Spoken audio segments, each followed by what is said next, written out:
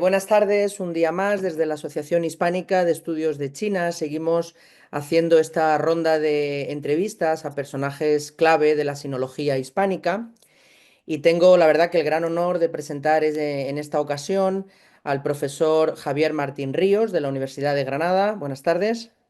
Buenas tardes, encantado de poder estar aquí con vosotros. Igualmente, igualmente. Es en Filología por la Universidad de Granada y es profesor titular de Lengua y Literatura Moderna y Contemporánea chinas en el Departamento de Lingüística General y en Teoría de la Literatura también de la Universidad de Granada. Asimismo, es miembro del Instituto de la Paz y los conflictos en dicha institución, también en la Universidad de Granada. Después tendremos la opción de seguir hablando con Javier, pero podemos decir que es autor de la novela Nala, también del diario en prosa Art de Shanghai y el libro de viajes Cuadernos de Yunnan. También un libro de poesía, El mismo cielo, la misma tarde. Y como veremos en una de las preguntas que le haremos, también se dedica a la publicación de ensayos, como por ejemplo El impacto de Occidente en el pensamiento chino moderno, El silencio de la luna y estudios de literatura de China moderna. Es muy importante también la labor de traducción que ha realizado en los últimos años, por ejemplo, de Wen Yituo, Aguas Muertas, Taiwan Su, o la antología de poesía La niebla de nuestra edad. De todas estas obras y muchas otras hablaremos después. Y también es director académico de la colección Renacimiento de Asia Oriental de la editorial Comares, también cita en la Universidad de Granada. Bueno, pues como ya he dicho antes, muy buenas tardes y es un placer estar aquí contigo hoy. Muchas gracias por la presentación, Juan Carlos. El placer, como ya he dicho antes, es mío y bueno, siempre es una oportunidad de poder compartir la experiencia de China con vosotros, ¿no? Pues vamos a empezar entonces la ronda de preguntas y como viene siendo habitual en estas entrevistas, pues la primera pregunta es obligada, ¿no? Nos gustaría saber pues cómo empieza tu relación con China, cómo y cuándo llegas al país, qué haces académicamente allí y luego sobre todo pues la relación personal que acabas manteniendo con el país. Bien, pues esta pregunta hay que irnos hasta los años 90. ¿Por qué? Porque yo en aquella época estudiaba filología hispánica. Que yo formo parte de esta generación en la que aún no había establecido por los estudios de Asia Oriental que tenemos hoy día en la universidad. Por lo tanto, cuando yo estudiaba no existían estos estudios. Lo que sí existía, por ejemplo, en la Universidad de Granada en aquella época eran asignaturas de libre configuración, que quizás, yo no sé, Juan Carlos, si estudiaste en el plan antiguo, si llegaste a vivir este tipo de asignaturas que ya no existen, ¿no?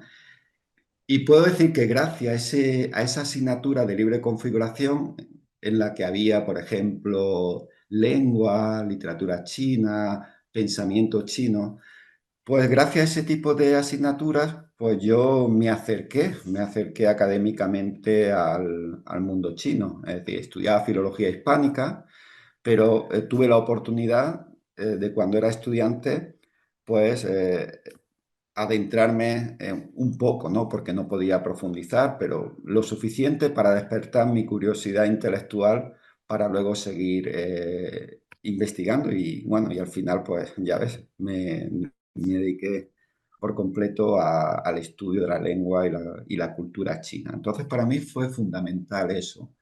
Eh, Luego, cuando terminé la licenciatura, entré en un programa de doctorado de literaturas comparadas, donde los profesores que daban en la Universidad de Granada este tipo de asignaturas en relación con China también daban clases. Y fue ya ahí cuando ya sí comencé a plantearme seriamente la posibilidad de investigar con profundidad la literatura china, la cultura china. Pero claro, había un problema. Aunque había dado clases de lengua china en la universidad, era pues una introducción, una aproximación y era necesario ir a China. ¿De acuerdo? En aquella época, pues para un sinólogo que quisiera ser sinólogo, pues tendría que irse a China o irse a una universidad europea, ¿no? Francia, Italia, Reino Unido, para realmente introducirse y profundizar en los estudios de China. En mi caso, cuando terminé los estudios de doctorado, la Universidad de Granada y la Universidad de Pekín tienen un convenio de lectorado.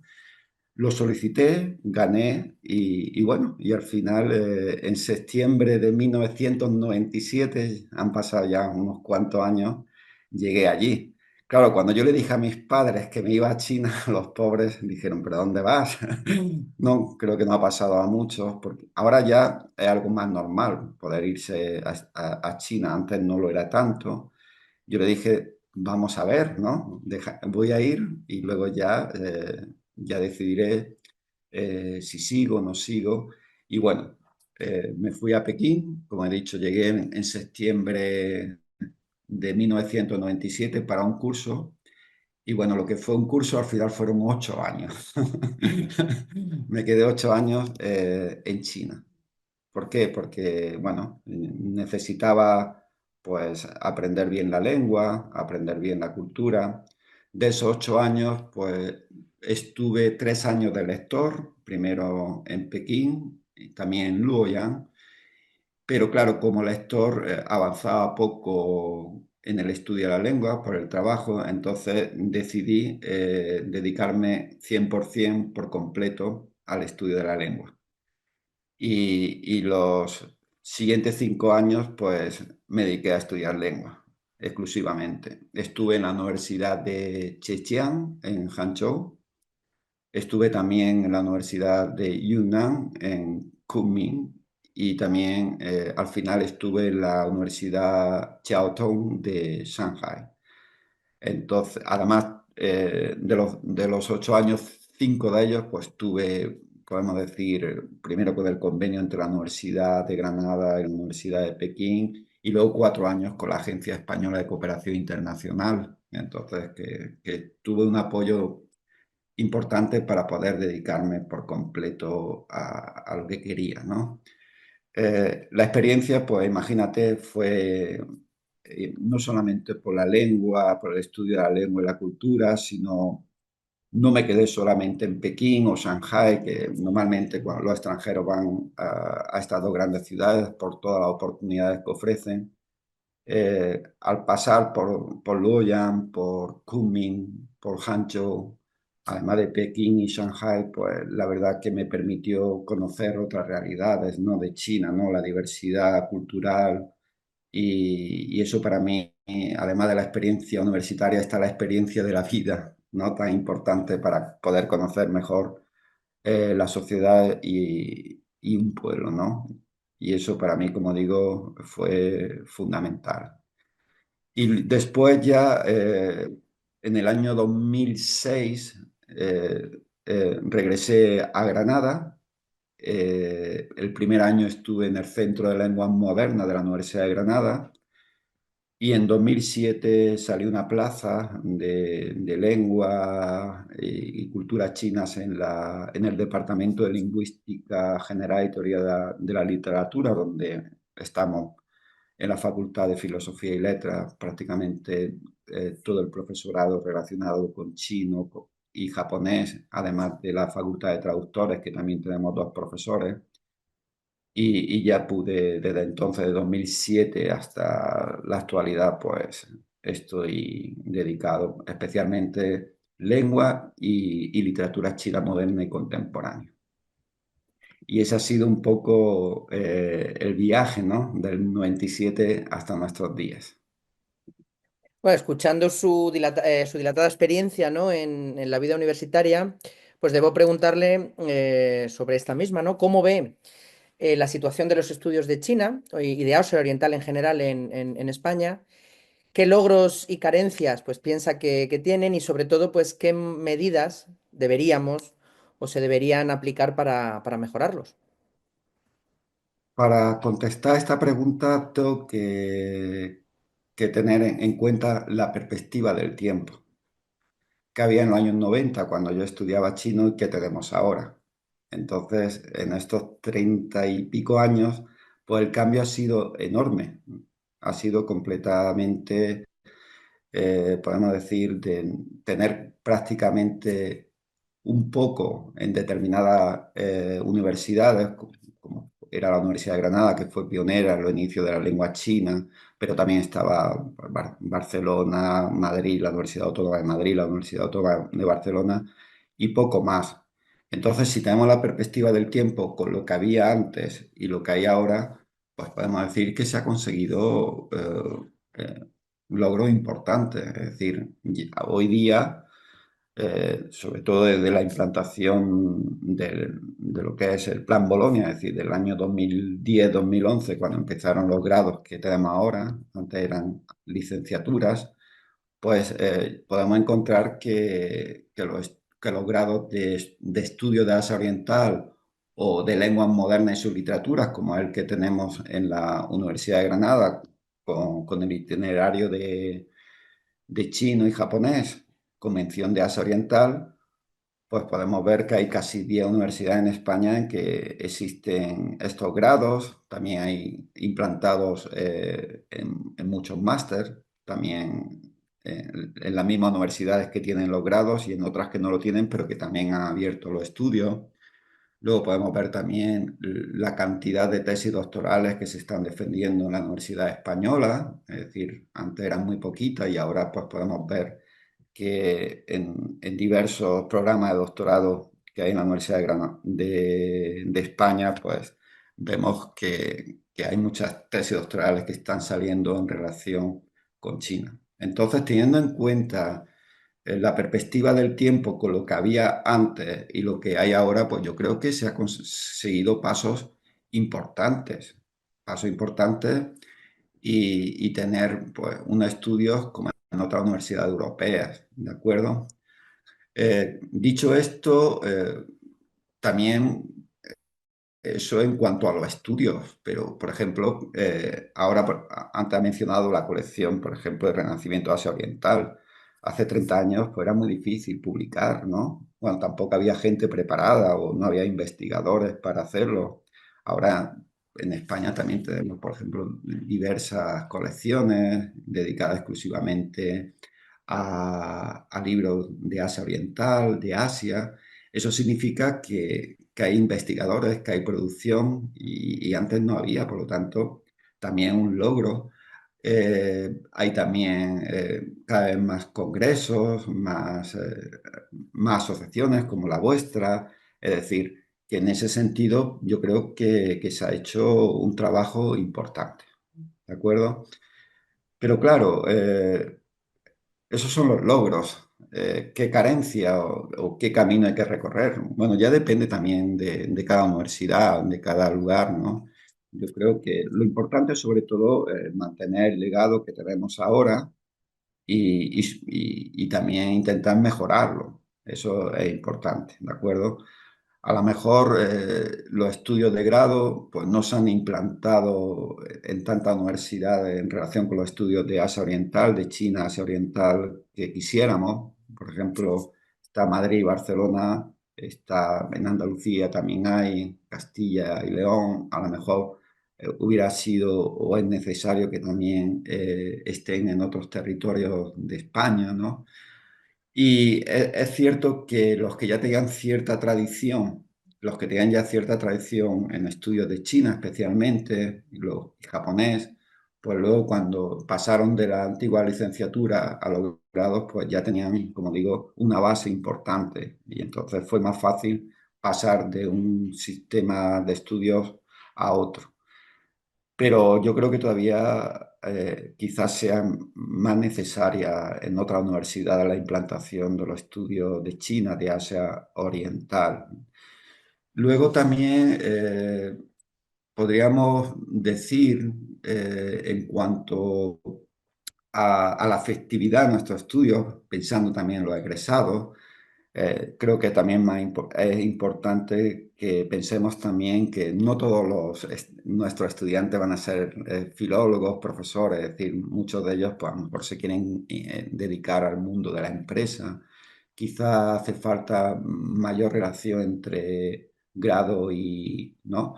Grado y mundo empresarial, tejido empresarial. Quizá a lo mejor Madrid y Barcelona tienen por el potencial, ¿no? De estas dos ciudades industrial, pues a lo mejor tiene más facilidades de acuerdo entre universidad y empresa, pero creo que en las demás universidades también tenemos que luchar por eso, ¿no? Hay grados que tienen también prácticas, muchos de nuestros grados no tienen prácticas, a lo mejor deberíamos intentar que nuestros grados también tienen esas prácticas para intentar que ya cuando están estudiando nuestros alumnos pues ya tengan la oportunidad de entrar en ese tejido industrial, comercial en relación con China, con Japón, etcétera. Luego también hay que pensar que el mundo es cambiante, tenemos que mirar el futuro y yo pienso que a lo mejor lo que ahora tenemos como Asia Oriental, es decir, China, especialmente China, luego Japón, Corea. Corea quizá cada vez tiene también más importancia, hay mucha gente con mucho interés por especialmente por Corea del Sur. Quizá los estudios de chino son los que están más implantados en la Universidad Española, después los de japonés y posiblemente eh, los estudios de coreano podrían tener una mayor presencia en la Universidad Española.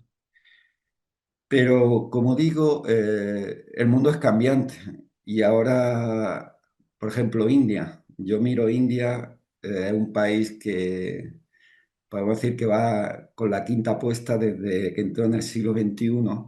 Y yo no sé si estamos preparados para lo que viene, ¿no? Para lo que viene dentro de 15, 20 años. Tenemos expertos para, para India, por ejemplo, en España. Es decir, lo que es Asia Oriental hoy no terminará, pienso yo, tendremos que abrirnos hacia a lo mejor Indo-Pacífico, es decir, incluir también pues India, además este año, si no recuerdo mal, la Unión Europea e India van a firmar un tratado de libre comercio que tienen la promesa de hacerlo antes de que termine el 2025. Es decir, India ya está ahí. Estamos preparados para lo que viene.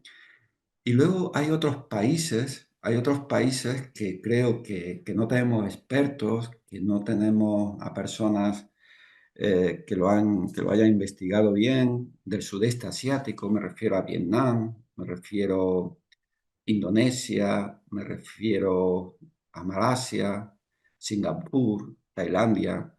Son países que Vietnam está creciendo al 8% anual, la India al 6,5%, Malasia e Indonesia por encima del 5%.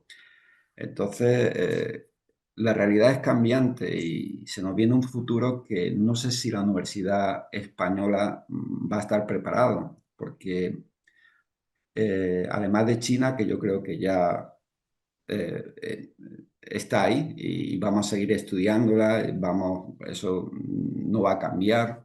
Japón, Corea también.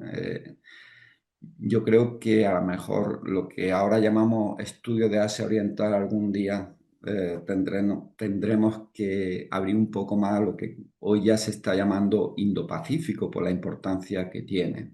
¿De acuerdo? Hoy se habla mucho, por ejemplo, de la rivalidad de China-Estados Unidos, Estados Unidos-China, pero a lo mejor no tenemos nadie que investigue China-India, India-China, y dentro de 15 años a lo mejor la hegemonía de Asia van a estar disputándola estos dos países y estamos preparados para ello, pues a lo mejor ya deberíamos, especialmente en la universidad, ir preparando el campo hacia lo que nos viene. Y como digo, la realidad siempre es cambiante y creo que hay que mirar hacia el futuro y ver esas posibilidades que quizás ya tenemos que empezar a preparar. La siguiente pregunta, que para mí es indiscutiblemente muy interesante, gira en torno a su tesis, ¿no? La tesis que escribió, La influencia del pensamiento occidental y el papel de la traducción en el periodo de la nueva cultura en China. En ella aborda, claro, un momento crucial de la historia intelectual de China. ¿Qué significó el movimiento de la nueva cultura para la China moderna y contemporánea? Sí, para mí, bueno, fue un tema de tesis, pero que desde entonces sigo en ello. Es decir, es un tema que me ha apasionado y creo que fue definitivo para el devenir de la China del siglo XX y que creo que su influencia pues llega hasta nuestros días. Eh, el movimiento de la nueva cultura pues fue eh, cuando surgió una generación de intelectuales escritores, estamos hablando de principios del siglo XX, especialmente la década 10 y 20, que hicieron pues una labor impresionante dentro del mundo intelectual chino. Hay que decir que ese cambio no se produjo de la noche a la mañana, sino tendríamos que rastrear el cambio ya a finales de la dinastía Qing, ¿no? A finales del siglo XIX. ¿Por qué? Porque hay, sobre todo en el campo de la traducción, se empiezan a traducir muchos libros del extranjero y eso poco a poco va a ir también penetrando en el mundo cultural chino y va a tener una influencia tremenda. Entonces el movimiento de la nueva cultura fue una renovación cultural, como el mismo nombre indica, de primer orden. No voy a poder extenderme, pero pensar, por ejemplo, todo lo que significó el cambio de la lengua clásica a la lengua hablada, ¿de acuerdo? Todo lo que significó el inicio de la nueva literatura y en el pensamiento. Entonces, no podemos entender, por ejemplo, ahora que estudiamos la lengua china, el chino de hoy, sin tener en cuenta todo ese proceso de cambio que hubo en aquella época. Entonces, yo creo que es fundamental conocer bien este periodo. Cuando yo empecé, por lo menos en España, quizás fuera el primer libro perdón, la primera tesis que se hizo sobre ese periodo. Después sí ha habido más investigadores que se han dedicado a ello. Pero para conocer la China del siglo XX, sin duda hay que pararse en ese momento. Es decir, ahí surgieron escritores como Lu Xun, Pa Qing, Mao Tun, es decir, las claves de la literatura moderna y posterior de la China contemporánea. E incluso ya cuando empieza la reforma de apertura a partir de 1978 y se acaba un poco con el periodo anterior de la gran revolución cultural, pues los escritores de nuevo, después de, podemos decir, un vacío de 20 años de una literatura realista, socialista, van a volver a esos escritores que abrieron la literatura hacia nuevos géneros, nuevas temáticas que no se había tratado en la literatura clásica. Eso no significó una ruptura por completo tampoco de la literatura clásica, porque hubo un diálogo entre la literatura clásica y la literatura moderna, extranjera también, y los escritores de aquella época lo que hicieron fueron adaptar, ¿no? Fueron utilizar esas dos tradiciones, la propia, que era la clásica china, pero también con una que venía de fuera, una literatura extranjera de Europa, de Estados Unidos, también tuvo mucha influencia escritores no europeos como Tagore de India. Y de ese debate, de ese diálogo, pues yo creo que surgió uno de los periodos más fecundos y más interesantes de la literatura china moderna y contemporánea, que dejó, como digo, una huella que hoy día, ¿no? Se vive de lo que se inició en aquella época. Muchas gracias. Acercándonos, bueno, a su producción académica, yo creo que habría que diferenciar entre pues dos tipos de investigaciones, ¿no? Por un lado, una obra ensayística en relación con lo chino y por otro lado, pues obra de traducción, ¿no? Con análisis introductorio normalmente como prólogo. Entonces, dos preguntas. Por un lado, centrándonos en su faceta de ensayista, ¿qué le motiva para escribir sobre un tema u otro y por qué? Y de otra parte, cuando tiene que enfrentarse a la tarea de traducir, pues ¿qué le lleva a decidir la elección de un autor o de otro, de una obra o de otra? Esta pregunta tiene relación con la primera parte de la tesis, es decir, yo me he dedicado especialmente al periodo de los años 20-30, especialmente a la primera mitad del siglo XX. Por lo tanto, una parte de la producción, tanto ensayística como traductora, está enfocada en la primera mitad del siglo XX. Eh, yo, como he escrito, pues, especialmente de poesía, a mí me ha interesado mucho la poesía. En la tesis doctoral pude abordar, pues, dentro de todo el contexto, pues, un poquito sobre la poesía china moderna, pero después ya cuando terminé la tesis, pues sí, he escrito creo que una serie de artículos, pequeños ensayos para comprender mejor lo que fue ese periodo tan, como digo, tan importante de la literatura china. Luego en la parte traductora, pues también tengo que ponerla en relación con la parte ensayística, es decir, la producción que yo tengo siempre ha buscado un equilibrio entre esa parte de ensayo y esa parte de traducción. Eh, una gran parte también de mi producción traductora está en relación a esa investigación. Por lo tanto, si miramos las traducciones que yo he hecho, pues he traducido a Taiwan Su, que fue un poeta clave de los años 30, 40. He traducido a Wen Yituo, he traducido también a Fencher. Entonces, hay un equilibrio siempre entre lo que voy investigando y lo que voy traduciendo. Y luego en las traducciones que yo realizo, yo soy filólogo. Yo no soy un traductor nato, no he salido de una facultad de traducción.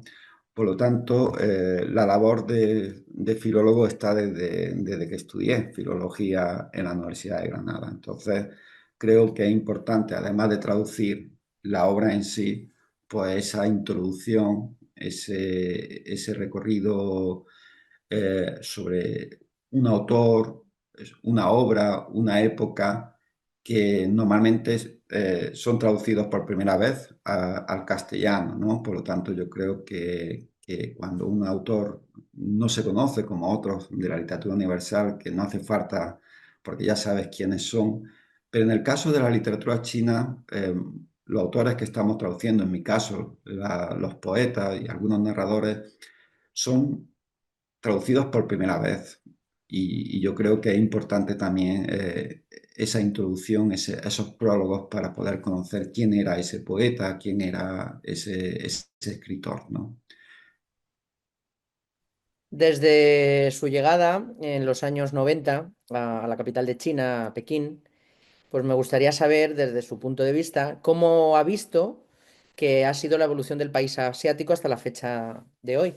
Y luego, sobre todo, me gustaría saber, pues, qué cambios, según usted piensa que son los más reseñables, pues que podemos ver a lo mejor en lo político, en lo económico, en lo educativo, en lo cultural, en lo literario.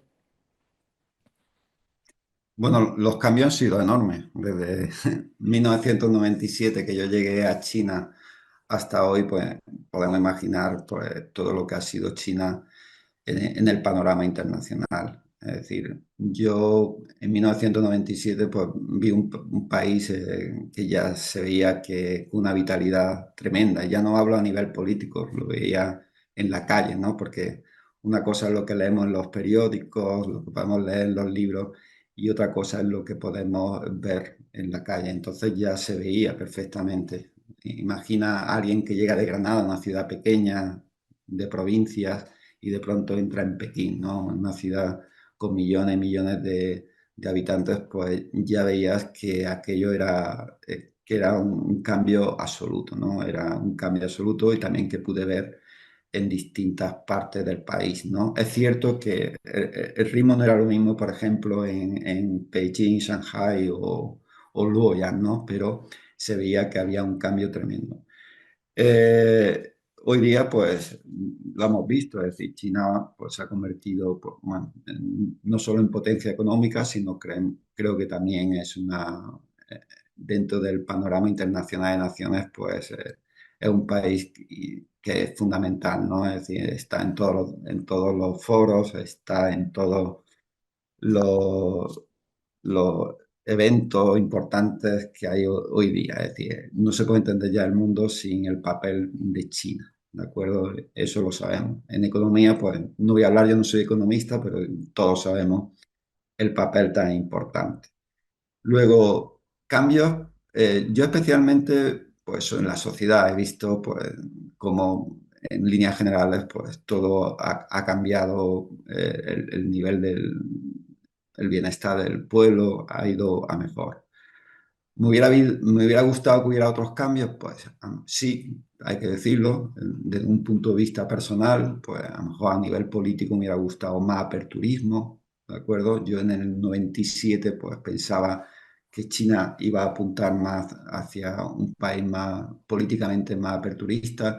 Creo que no se ha cumplido, que no se ha cumplido, es decir, no voy a dar aquí lecciones, yo creo que cada pueblo tiene que decidir sobre su destino, pero lo digo a nivel personal, pues sí me hubiera gustado mejor un cambio más abierto en cuestiones de política en relación por ejemplo, a la libertad de expresión y cuestiones relacionadas con los derechos civiles. Me hubiera gustado quizás más cambios, ¿no? En el que el pueblo tenga más posibilidades de expresarse. Hay críticas también internacionales en relación a derechos humanos que también, pues, creo que se echa en falta también en China, ¿no? Pero bueno, solamente una opinión personal. Si miramos el balance general, el cambio ha sido enorme, enorme en todos los sentidos. Es decir, la China que yo conocí en el 97 ya apuntaba a ser un país con una transformación enorme y creo que cualquiera que vaya a China hoy día pues se dará cuenta, ¿no? Hasta a dónde ha llegado el país. En este sentido, más cambios, sí, por supuesto, siempre más cambios, pero yo creo que el balance pues es enorme lo que ha conseguido este país. Yendo ahora a una parte pues más personal, ¿no? Entonces me gustaría ahondar un poco en su figura como poeta, ¿no? Y sabiendo que ha publicado varios poemarios, pues me gustaría preguntarle si su experiencia con China ha influido de alguna manera en su propia producción artística, en sus libros personales, ¿no? De producción más personal, entre ellos, pues cuáles son los más queridos y hasta qué punto podemos ver en ellos la influencia de China. Hablamos, claro, por supuesto, de Nala, Cuadernos de Yunnan, El mismo cielo, La misma tarde. Sí, bueno, la producción poética, literaria que he realizado, pues tiene de fondo a China. Es decir, si miramos los libros, Nala, como ha dicho, Art de Shanghai, Cuaderno de Yunnan, El mismo cielo, La misma tarde, eh, y luego otros de poesía que no son escritos directamente en China, pero que la influencia está ahí, ¿de acuerdo? Mi producción literaria pues está un poco oculta, ¿por qué? Por la carrera académica, no es fácil llevar todo a la vez. Me gusta mucho escribir, sigo escribiendo, tengo un par de manuscritos por ahí todavía que tienen que salir, pero bueno, de momento está como un poco oculta por la carrera académica. He tocado varios géneros. He tocado la novela, Nala, he tocado la prosa poética, Art de Shanghai, he tocado el libro de viaje, Cuaderno de Yunnan, he tocado también la poesía, dos libros de poesía en la que la poesía china está muy presente. Yo ya, después de tanto tiempo, para mí, por ejemplo, los poetas chinos forman parte de mi tradición. Es decir, hay alguien que normalmente dice, ¿cuál es tu tradición? Bueno, yo, la tradición de la poesía española. Pues yo ya, para mí, no sé, Lipa y Tu Fu estarían igual que San Juan de la Cruz o Fray Luis de León o escritores como Antonio Machado, Juan Ramón Jiménez, pues ya lo tengo igual que otros escritores chinos que me gustan mucho, como Taiwan Su, Feng Zhe, etcétera. Es decir, para mí ya la tradición china forma parte de una manera muy natural, muy natural de mi escritura. ¿Por cuál tengo más predilección? Es difícil, ¿no? Quizás de Shanghai, que es un libro, como digo, de prosa poética del tiempo que estaba estudiando en la Universidad Chiao Tong de Shanghai. Fui escribiendo eso como un diario paso a paso y con el paso de las estaciones, mis paseos por la ciudad, en el que, pues eso, intento escribir todo lo que supone para alguien que viene con una ciudad de Granada tan pequeña dentro de una ciudad de grandes rascacielos. Busco espacios dentro de esa gran megalópolis como es Shanghai, en la que intento pues conectar también con la naturaleza. Y tengo cierta predilección por ese libro, ¿no? Por ese libro porque para mí, como digo, fue durante un año y pico escribiéndolo y estaría dentro de esa línea en la que yo he podido pues, desarrollar un poco la poesía, pero también con la prosa y aunar la modernidad, pero también con mucha influencia de lo que es la literatura clásica china, sobre todo todo lo que tiene que ver con la naturaleza, el paisaje, que para mí ha dejado una onda muy importante. Es decir, la concepción que yo hago de, o que yo tengo de la poesía de paisaje, de naturaleza, que he practicado bastante, pues no, ya no la puedo entender sin el budismo, ¿no? Sin el taoísmo, sin los poetas clásicos chinos, ¿no? Que es una tradición paisajística tan importante, universal ya, y que para mí ha tenido una influencia enorme. Para ir terminando, pues me gustaría, obviamente, preguntarle, ¿no? ¿Cómo atisba o cómo piensa que va a ser el futuro de la sinología hispánica? Y más importante, de cómo piensa que va a ser, quizá cómo lo sueña, cómo sería su sinología hispánica ideal, ¿no? Bueno, ¿cómo lo sueño? Pues siempre es ideal, en el sentido de que lo sueño pues bien, con un futuro prometedor. Yo creo que hay una base importante que ya está ahí.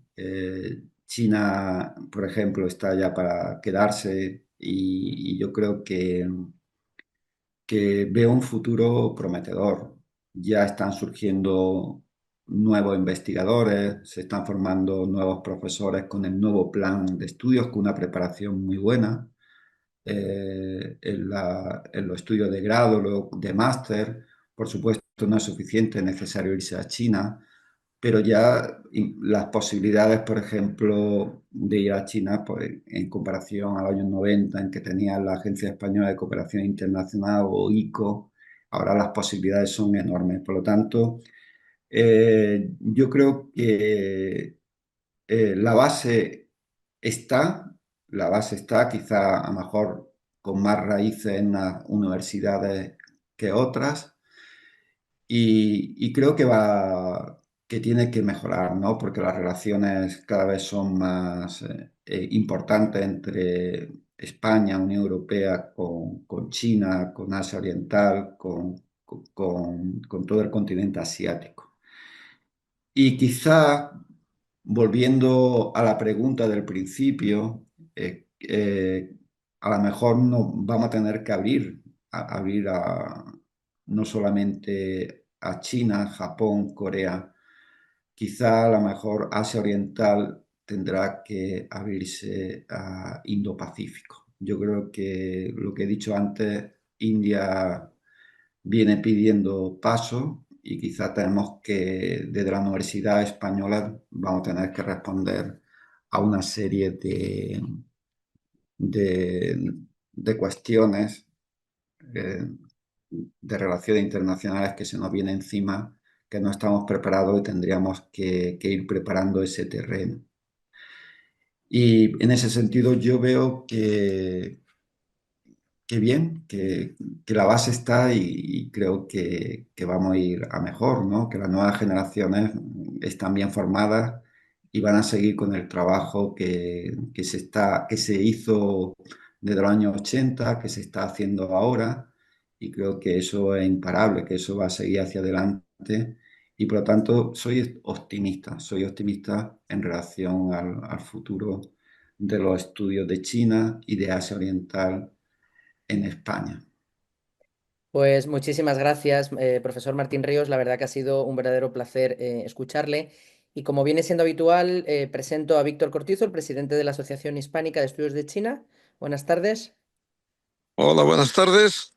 Desde hoy aquí desde Galicia, o sea que estoy aquí escuchando muy encantado esta fantástica entrevista que nos permite conocer nuevamente el altísimo nivel de la sinología española, ¿no? Y sobre todo el testimonio de una vida entera dedicada de una manera más, pues eso, desde la filología hispánica, ¿no? Que me ha hecho cierta gracia, porque a veces la filología hispánica ha sido en muchas ocasiones el camino para el encuentro con otras culturas y otras lenguas. Así que hoy hemos visto un ejemplo bastante interesante en este sentido. Pues la verdad es que nada, me toca simplemente despedir. Yo creo que todos hemos disfrutado muchísimo con la entrevista y sobre todo animamos al profesor a mantener la misma vitalidad y la misma energía, ¿no? La experiencia nos permite asistir de una manera un poco colateral a todos estos cambios de China, pero quizá el futuro que estamos viendo es muy prometedor y creo que todos somos conscientes del montón de jóvenes investigadores y de personas que han normalizado lo que antes era una anécdota, ¿no? Para los que llevamos años con todo esto, hemos pasado de la pregunta curiosa de ¿pero qué haces en China? A todo lo contrario, ¿no? Ah, pero estás en China, y eso yo creo que también señala un poquito el interés que la propia sociedad tiene para un acercamiento mayor al mundo chino y también un poco al mundo de Asia Oriental, sobre el cual hemos tenido también referencias muy importantes, ¿no? Quizás estamos muy centrados en esta asociación en China, pero en general Asia Oriental es un cohete que despega y hay muchas personas también interesadas en Japón, la India que estamos hablando, o el caso de Corea, que también es muy significativo. Así que ha sido estupendo. Muchísimas gracias. E imagino que todos los que hemos participado y vamos a escuchar esta entrevista estamos encantados. Pues muchas gracias, Víctor, por tus palabras. Un saludo. Un Un saludo. saludo, muchas gracias, hasta luego.